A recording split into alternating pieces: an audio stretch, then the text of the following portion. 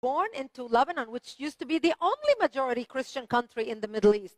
People don't know that. We were open-minded, we were fair, we were tolerant, we were multicultural. We prided ourselves on our multiculturalism. We had a great economy. Lebanon was Paris of the Middle East, the banking capital of the Middle East. So by the time I was born, my parents, my father was a real estate. He owned a lot of real estate. He had retired. We had a restaurant. And we lived a good life. I had a chauffeur to drive me to school. I went to private school. It was an amazing life in Lebanon then. Here she was, this little girl, and answered a mom and dad's prayer. Yeah. And bombs then started dropping on your lovely home, the restaurant your daddy owned. Yeah. Well, our life changed. Lebanon was the ideal picture of multiculturalism. It was Paris of the Middle East, because we opened our border to everybody who wanted to come to Lebanon, because we wanted to share with them the westernization which we had created in the heart of the Middle East. Muslims used to send their children to our country to get educated because we had built the best universities in the Middle East. They graduated and worked in our economy. So it was an amazing time in Lebanon. And fortunately, all that began to change as the Muslims became the majority and we became the minority, simply because of the way they multiply. I mean, we started our country as majority Christian, over 67% Christians, but the Muslims marry multiple wives and they have many children. While we Christians, got married, one woman for life. We have maybe 3, 4 children by a stretch. From the time our kids are born, we start thinking what school we're going to send them to, what college we're going to send them to. The Muslims, on the other hand, have many children from multiple wives. And they have 10 kids. And when you look at the end of the day, the population changed so fast, and it only took 20, 30 years. So by the 60s, when I was born into Lebanon, Lebanon became majority Muslim. The problem was contained until the influx of the Palestinians out of Jordan in the early 70s into Lebanon. And Lebanon was the only country to accept the third wave of Palestinian refugees, even though their brethren, their Muslim brethren, did not want to accept them. But we, being Christians and being, we want to help the underdog and do unto others what you want others to do unto you, and we take care of everybody. Once they came to Lebanon, they put their heads together with the Muslims in Lebanon and declared war on the Christians. And actually, the beginning of what they called the civil war in Lebanon started at a church when a Muslim radical, a Palestinian, walked into a church service on a Sunday morning and started shooting at worshipers. 4 people killed and about 100 injured. And that was the beginning of the all-out Lebanese war. And while people would call it, it's the civil war in Lebanon, the war in Lebanon was not just between, Lebanese Christians and Lebanese Muslims fighting each other.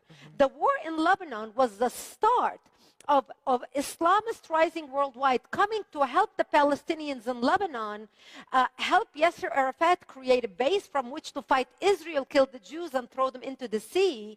And he was able to use Lebanese democracy, Lebanese open-mindedness, Lebanese fairness to topple our democracy. And that's how my world changed. They bombed my home in 1975. We were the last 2 Christian towns left in South Lebanon as the Muslims began advancing into the country and literally taking over military bases. I lived underneath a military base, the last military base not to be taken over by the Muslims. And so they were trying to bomb the military base, trying to take it over. And that's when the bombs fell short and ended up landing in my home. And that's when my life turned upside down. And that's how I ended up wounded, and I ended up living in a bomb shelter. We ended up living in a bomb shelter after I left the hospital with my parents. But my home, we went back home, but my home was no longer the home I left. My home was destroyed.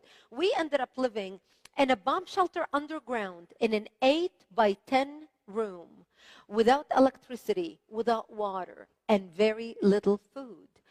We would walk under the bombs and dig out different dandelions and different vegetation that grew around our bomb shelter because it was the only greenery we had to eat.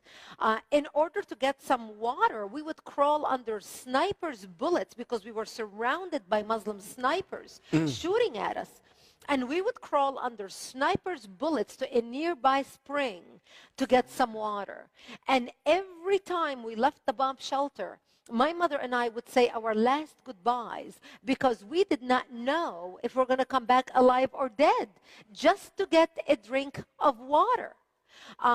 We lived in the mountains, so it was cold in the wintertime. It would snow. It was freezing, and we didn't have any heat.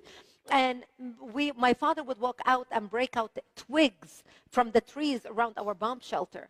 And we would light a fire in the bomb shelter, and my father would pour kerosene or benzene or on the bomb shelter, on the fire, and light the fire. And many nights we would huddle around the fire to warm up. And because we did not have any ventilation, we only had the door entry into the bomb shelter. Many nights we would pass out because of carbon monoxide poisoning. And we had an agreement, because there were three of us, my mother, my father, and I, that whoever woke up first would drag the other two outside and slap them on the face to wake up, because many nights we would pass out because of carbon monoxide poisoning. This became my existence. And I remember at the age of 13 years old, sitting in the bomb shelter, and we got a tip from our Christian militias who were protecting us at the time. And this is after 3 years. And after 3 years, we would listen to the news. My father would listen to the news on the radio, on a little, little transit radio on batteries, just to hear what's happening around us. And my father would say, America's going to come help the Christians. All the big Christian countries are going to wake up and see what's happening to the Christians in Lebanon, and they're going to come help the Christians. Britain is going to come help the Christians. France is going to come. Australia is going to come. And we waited, and nobody came.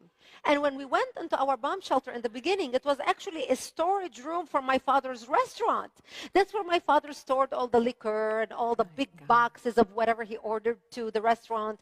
And I remember for the first week, we slept in a cardboard box that my mother put a blanket over, because we thought, it's only going to be a few days. And then, of course, all these big nations are going to wake up and see the slaughter that's happening to the Christians.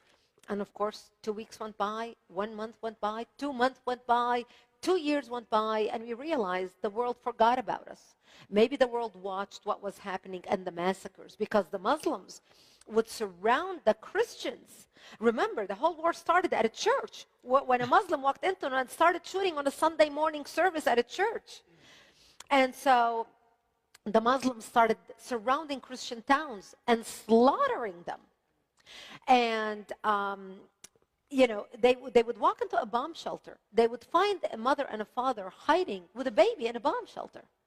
They would take the baby, tie one leg of the baby to the mother and another leg to the father, and pull the parents apart, splitting the child in half. Oh, my God. They would walk into our churches. They would urinate and defecate on the altar using the Bible as toilet paper, and then torch our churches.